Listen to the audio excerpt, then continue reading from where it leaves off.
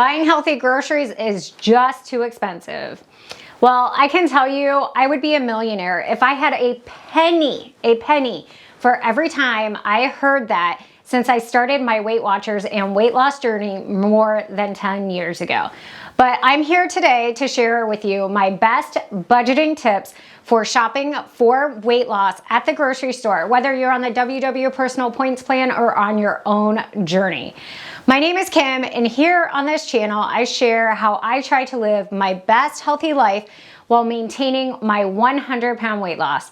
If you are new to the channel, welcome, hello, I'm crazy and I love coffee. And if you're into weight loss content like what I eat in a day, grocery hauls, meal planning, meal prepping, or just hanging out with a crazy redhead, be sure to click that red subscribe button and turn on your notifications. And why not just give this video a big thumbs up.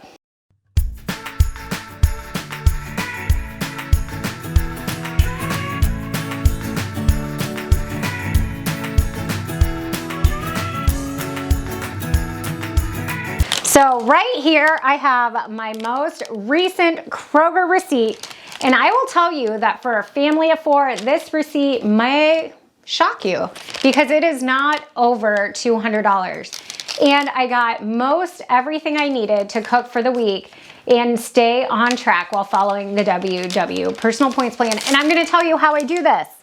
And the first lesson, because it's my channel and it's me, goes back to my grandma. And my grandma would never let me shop for items that weren't on sale and if she didn't have a coupon. Now, I will also tell you that I'm not a crazy couponer. I don't go above and beyond to save on products because a lot of times I think couponing just encourages us to buy things that we don't need. But I do really pay attention to the sales. I go through my Kroger circular to see what is on special, what I might need, and then I build my meal plan around it. But trust me, I have so many more tips. Stick around. So the most important thing is if you're shopping on a budget is to know your budget. And so if that means taking cash to the grocery store, doing it, for me, the easiest way to stick to a budget is to use ClickList or grocery pickup, because as I add things to my cart, I can see where those numbers fall and if I need to take something out or I have room to add a few more things in. Now, where this can get kind of tricky with weight loss is I have found that I'm more likely to purchase ingredients for the rest of my family. Say Mark really loves bacon, and obviously everybody loves bacon, but I would maybe buy him bacon instead of something I needed for a healthy recipe. So there's a group.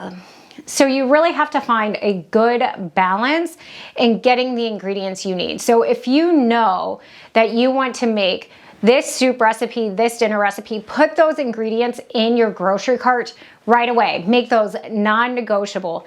And the other foods that are nice to have, but you don't have to have, make those the things you add to your grocery cart last. Another thing when you're shopping on a budget is to know what's in your pantry. I can't tell you how many times I have picked up more spaghetti or more spaghetti sauce only to find out I have 3 or 4 jars at home. Let me tell you, there are 5 frozen pizzas in my deep freeze right now because I keep buying 2 thinking I don't have any, and now I have too many. So make sure you know what you have before sticking in items to your grocery list or your grocery cart.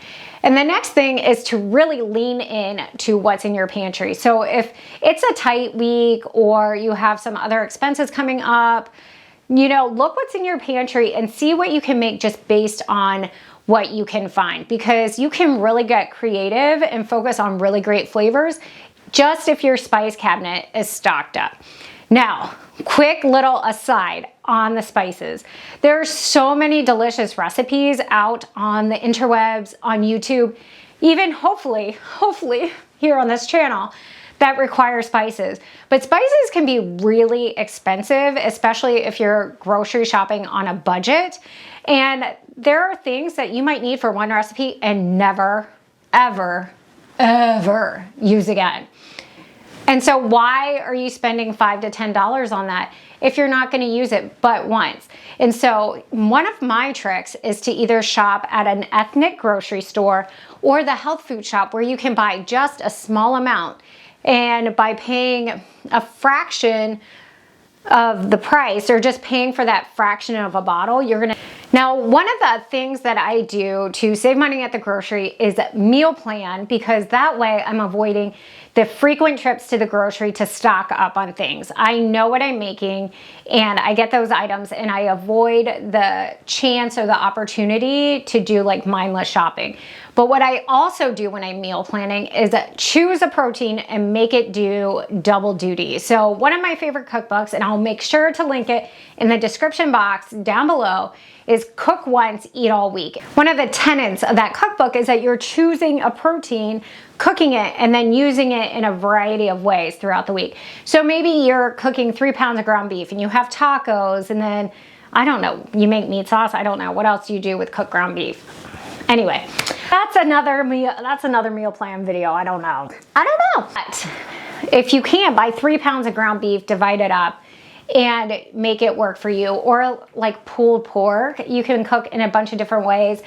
Shredded chicken, you can do salads, burritos, grilled sandwiches. I mean, you can figure it out. You're smart people, I know you are. So that's what I do. And I also, when I can, buy my protein in bulk. And I know this is not something that's available to everyone depending on the budget, because I will share, there were times in our marriage where Mark and I were very much paycheck to paycheck, week to week, and there was absolutely no wiggle room in the budget. If I had said, Mark, I'm gonna go buy a bundle of meat from the butcher, he would have said, nuh-uh, how much does that cost?